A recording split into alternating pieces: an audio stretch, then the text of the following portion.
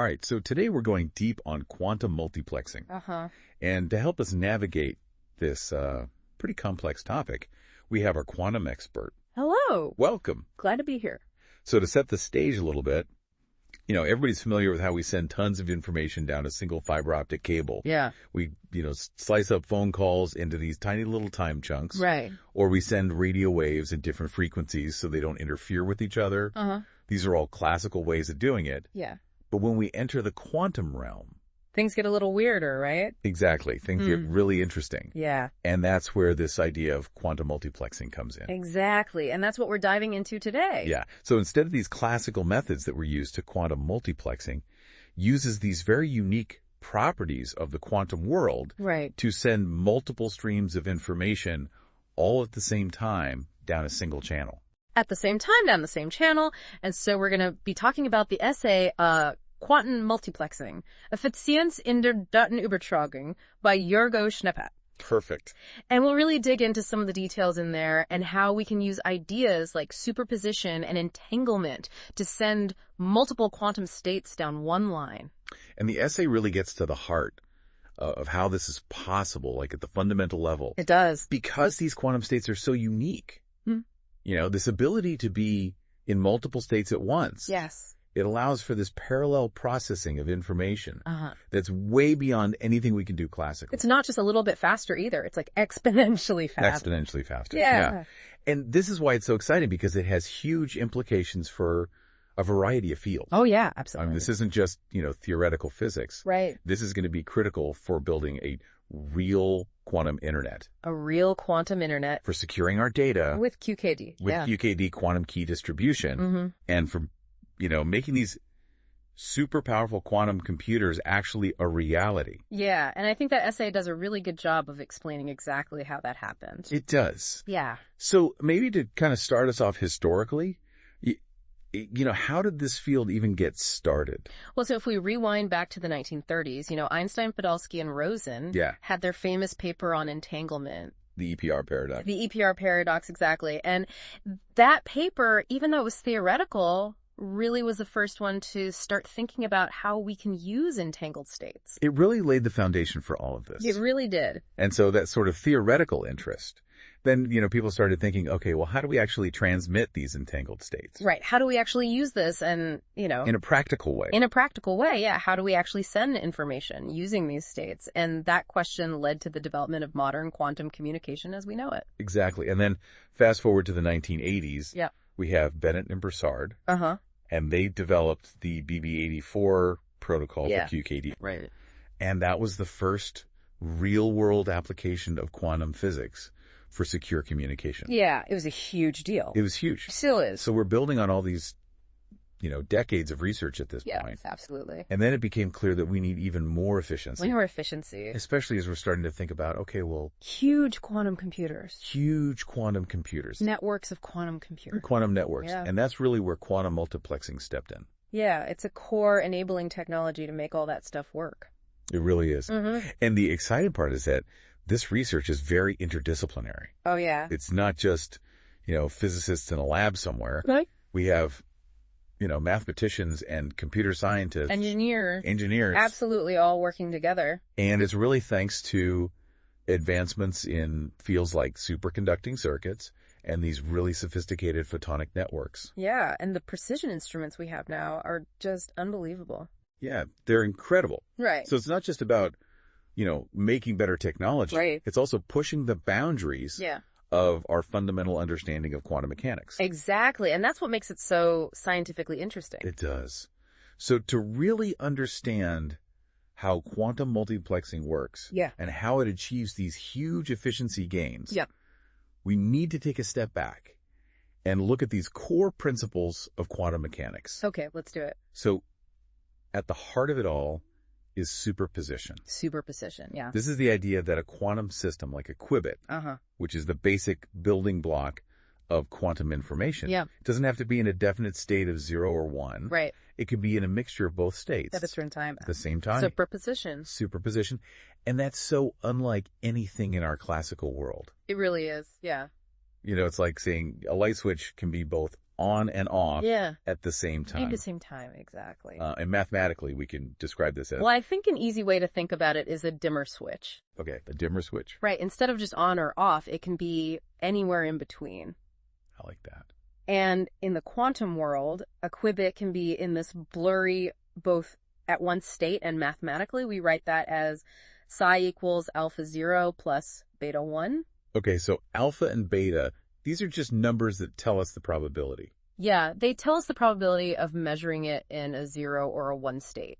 Got it. And one key thing to remember is that the sum of their squares always equals 1. Okay. So it's always got to be somewhere. It's got to be somewhere. Yeah. It's just the probability of finding it in one state or the other. Exactly. Okay. So when we're talking about quantum multiplexing, you're basically encoding multiple channels within a single qubit. Right, because it's not just 1 or 0. It's this combination of possibilities. It's the combination, yeah. And that's the key. Okay, and then we have entanglement. Entanglement, which is, Suki action at a distance. Suki action at a distance. It's one of those mind-boggling aspects of quantum mechanics. I still don't really get it.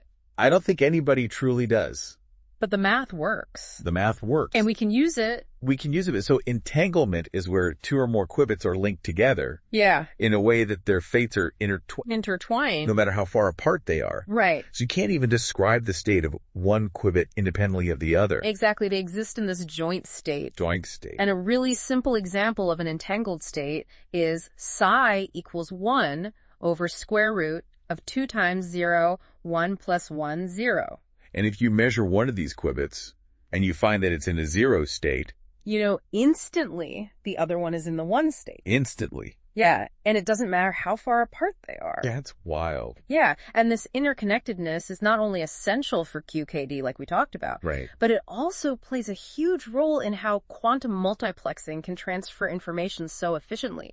Yeah. So we have these incredible, powerful, and strange principles of quantum mechanics. Yeah. But we also need the math to describe them.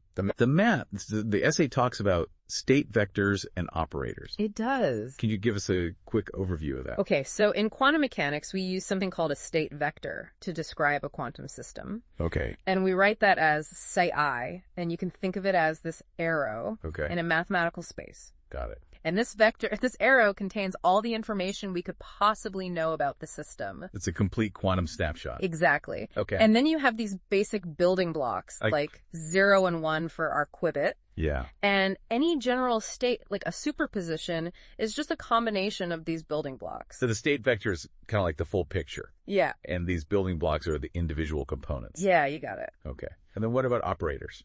So operators are these mathematical tools that act on these state vectors to represent physical actions. Okay. So like imagine a tool that flips the state of a qubit. Okay. That would be the poly-X operator. A poly-X operator. Exactly. Okay. So if it's 0, it becomes 1. If it's 1, it becomes 0. Got it. And then you have the Hadamard operator. Hadamard operator. Or H for short. That's right. And this is the one that creates those superpositions. Okay, so it takes a 0 and puts it into that mixture of 0 and 1. Exactly. Okay. It's like the blender that makes the smoothie. I like that. Yeah. The quantum smoothie. The quantum smoothie. All right, so we've got these state vectors, we've got operators, and then the essay mentions the Schrödinger equation. Ah, yes, the Schrödinger equation. What's that all about? So that's the fundamental equation that governs how these quantum states change over time. Okay. It involves something called the Hamiltonian operator. Okay. Which represents the total energy of the system. Got it. And essentially it tells us how these states evolve and interact. So if we want to do quantum multiplexing, we need to understand the Schrödinger equation. We need to understand it. We need to be able to control it. We need to control it. Because we need to make sure the information we're encoding stays intact. During transmission. During transmission, yeah. Okay, so it's clear that the quantum world operates in a totally different way than our classical world. Oh, yeah, absolutely. And the essay does a good job of outlining these key differences. Yeah, like the whole determinism versus probability thing. Right, so in classical physics, if you know the starting conditions, you can predict exactly what's going to happen. Exactly. But in quantum mechanics, it's all about probabilities. It's all about probabilities. We can only say how likely it is to measure a certain outcome. Exactly. And that's a huge difference. It is. And then there's this idea of non-locality. Non-locality. Which comes from entanglement. Right. And that says that these particles can be connected no matter how far apart they are. Yeah, it's like they're communicating faster than the speed of light. Yeah, it's super weird. Yeah. And then there's the measurement problem. Oh, yeah. The fact that just by observing a quantum system, you change it. You change it. You force it to collapse into a definite state. And that doesn't really have a counterpart in classical physics. Nope. And then, of course, there's decoherence. Decoherence, the big one. The big one. It's the ultimate enemy. It is, because these quantum systems are so fragile. They're so fragile. They're so sensitive to the environment. Like the tiniest little vibration or a stray photon. And that can destroy the quantum properties that we're trying to use. Exactly. And as the essay points out, these fundamental differences are exactly why we need new approaches like quantum multiplexing. Couldn't have said it better myself. So let's get into what quantum multiplexing actually is. All right, let's define it. So the essay lays it out very clearly. Yeah. It's a process where we can transmit or process multiple quantum information streams. All at the same time. All at the same time. Using one channel. Using a single channel. It's like classical multiplexing on steroids. On steroids. Quantum steroids. Quantum steroids. I like it. So instead of dividing up the channel by time or frequency, like we do classically, quantum multiplexing uses superposition to encode multiple streams onto one physical channel. Exactly. And so we're manipulating these quantum states of the qubits to do that. And that's where superposition allows for this parallel encoding. Yeah. One qubit can carry multiple possibilities at the same time. Exactly. And then entanglement allows for correlated transfer. So the state of one qubit is linked to the others. It's like they're talking to each other. They are talking to each other in this very bizarre way. Exactly. Okay, and at the heart of all this is the qubit. The qubit, our little workhorse. Our little workhorse. Yeah. So what makes it so special? Well, unlike a classical bit that can only be 0 or 1, a qubit can be in that superposition. Remember, psi equals alpha 0 plus beta 1. Yes, the probabilities. The probabilities, yeah. And this is what unlocks the potential for the huge efficiency gains we see in quantum multiplexing. Okay, so we have these qubits, and they can be in these superpositions in these entangled states. Right. How do we actually transport information with them? So we encode the information into some property of the qubit. Okay. Like the polarization of a photon. Okay. The phase of a quantum wave or the spin of an atom. Okay, so there are different ways of doing it. There are different ways depending on what type of qubit you're using. Okay. And then we send these qubits through quantum channels like optical fibers. For long distances. For long distances, yeah, or superconducting circuits within a quantum computer. Okay. And the key here is maintaining quantum coherence. Decoherence. Decoherence, yeah. Right, because we don't want that information to get lost. Exactly. We need to make sure these fragile states don't get disrupted. Yeah, so the essay then talks about the different physical systems we use to create and manipulate these qubits. The hardware. The hardware. Yeah. So we have photons. Photons? Spins. And superconducting systems? Superconducting system. So let's take a quick look at each of these photons first. So photons are the stars of quantum communication. Okay. Their states, like their polarization or phase, are really easy to manipulate. Okay. And to encode information onto. Okay. And a great example of this is wavelength multiplexing. Yeah, using different colors of light. Different colors of light, exactly. To carry different quantum signals. Yep, all down the same fiber. Wow. So you're really packing in the information. Packing it in. Yep. And then what about spin systems? So spin qubits tend to be a bit more robust against noise. Okay. They can hold on to their quantum states for longer. So they're more stable. More stable, yeah. Right. And this makes them really appealing for building quantum computers. Where you need to do many operations. Exactly. You need those qubits to stay coherent. Yeah. And we typically control these spin qubits with magnetic fields or sometimes with optical techniques. Okay. And then finally, superconducting systems. So superconducting systems are the workhorse of many modern quantum computers. Oh, okay. They use these things called Josephson junctions to create qubits from microwave signals. Okay. And these systems are really promising for building large-scale quantum computers because they allow for very fast manipulation of the qubits. Okay. And they have the potential to scale up. To make those, really powerful quantum computers. Exactly. Okay. And for multiplexing, we can actually design different qubits on the same chip to resonate at different frequencies. So each qubit has its own frequency. Its own frequency, its own little address. And we can talk to them individually individually. Exactly. Without interfering with the others. As long as we're careful about those frequencies. Right. Yeah. So each of these physical implementations has its own advantages and disadvantages. Yeah, that's right. Photons are great for long distances. But they can get lost. Spin qubits are stable. But they can be harder to manipulate. And superconducting systems are scalable. But they're susceptible to decoherence. Right. So it really depends on the application, which one you choose. Absolutely. Okay, so now let's move on to the actual techniques of quantum multiplexing. The methods. The methods. Yeah, let's get into it. So the essay talks about polarization and time multiplexing for quantum communication. Yep. Two powerful techniques. So polarization multiplexing, we've already touched on this a bit with photons.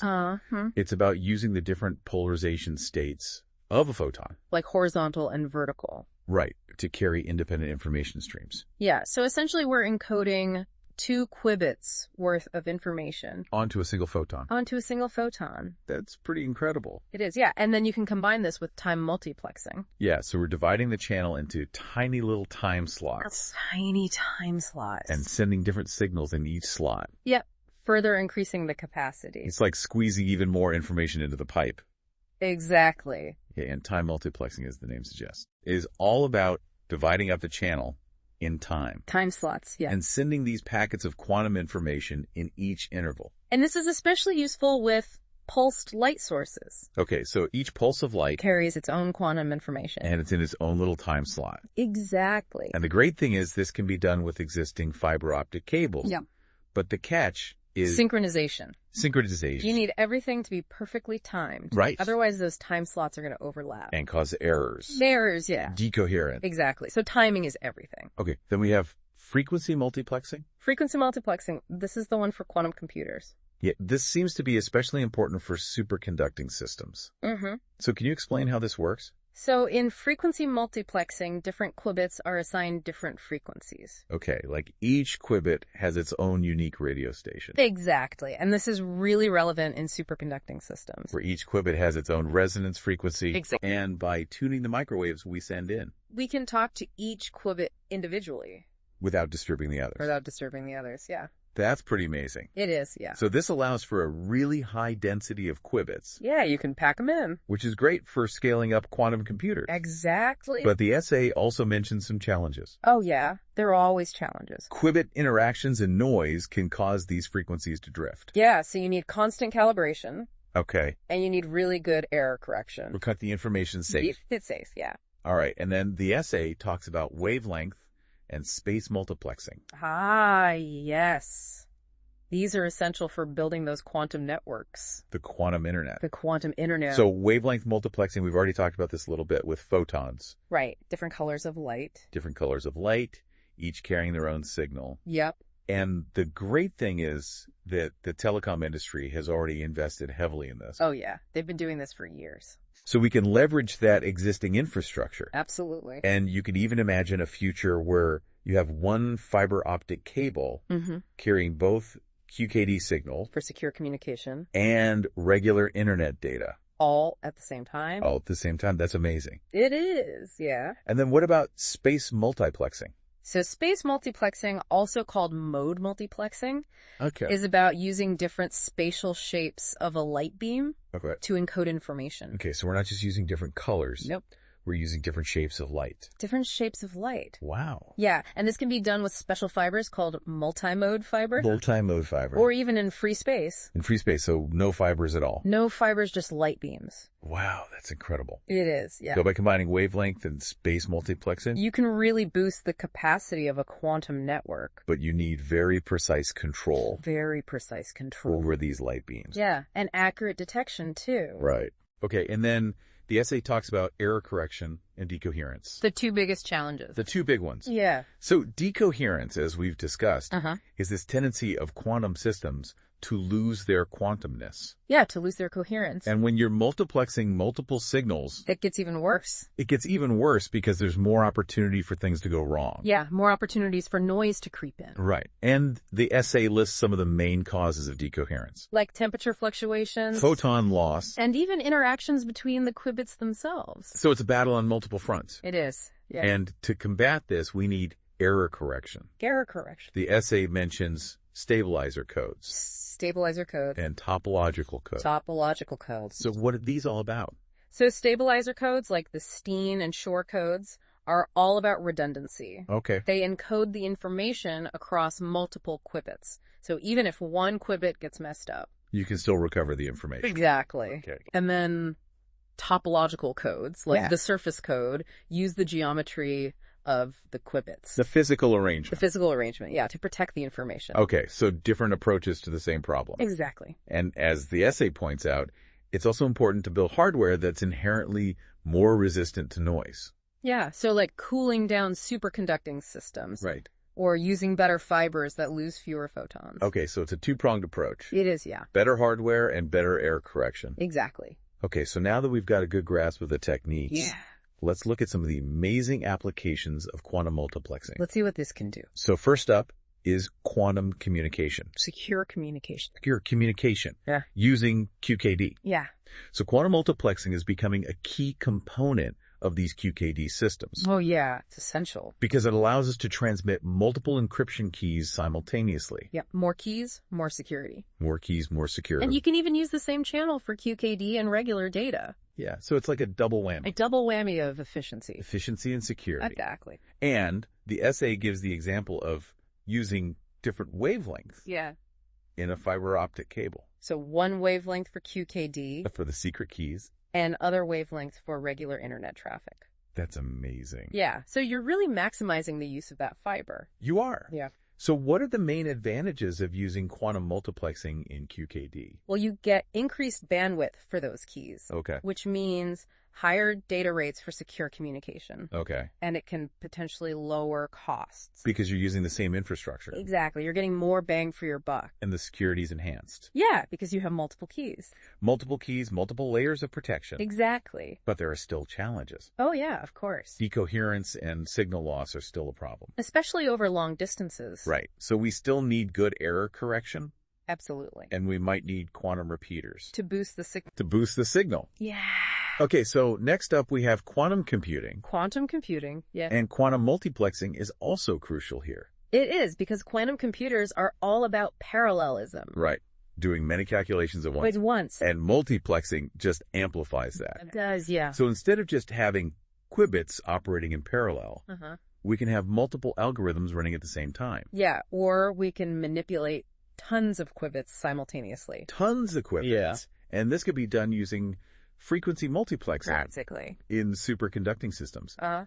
And the essay mentions Grover's algorithm. Grover's algorithm, yeah. Which is this quantum algorithm that can search unsorted databases way faster than a classical algorithm. Way faster. And multiplexing could make it even faster. Yeah, faster. By allowing for even more parallel operation. Exactly. So what are the main challenges here? So the main challenge is controlling all those qubits. All those qubits. Yeah, and making sure we can measure their states accurately. Because if you have lots of qubits and you're doing lots of operations, it gets really complex. It gets really complex. Yeah, and the margin for error gets smaller. Smaller and smaller. Yeah. But the potential is huge. Oh, yeah. If we can scale up these quantum computers, we could do amazing things. Like drug discovery.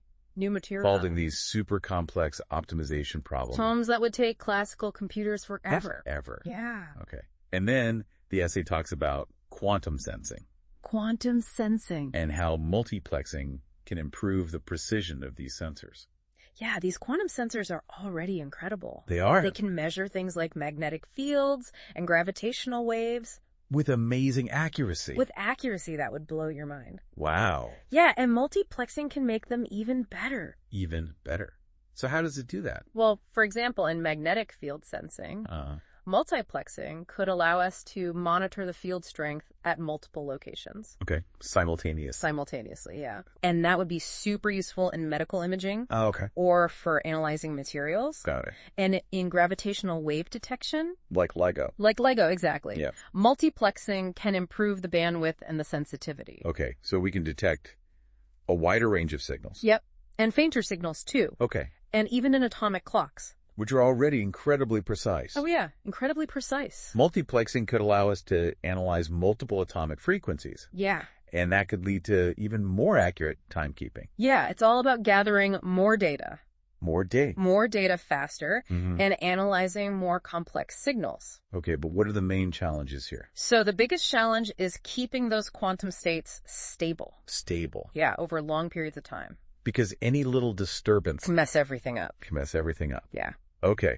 And finally, the essay emphasizes the role of quantum multiplexing in scaling up quantum networks. The quantum internet. The quantum internet. Yeah, that's the ultimate goal. It is. And multiplexing is going to be essential for making that a reality. It is. Because it allows us to use the network more efficiently. More efficiently. And to connect more devices. More devices, yeah. So the essay talks about using wavelength multiplexing, space multiplexing, and time multiplexing. All together to create this global quantum network. Yeah, so we can have multiple signals traveling down the same fiber. Right. We can use different spatial modes to increase capacity. Yeah. And we can divide up the network in time. So everyone can use it. Everyone can use it, yeah. And the essay even mentions the Quantum Internet Alliance.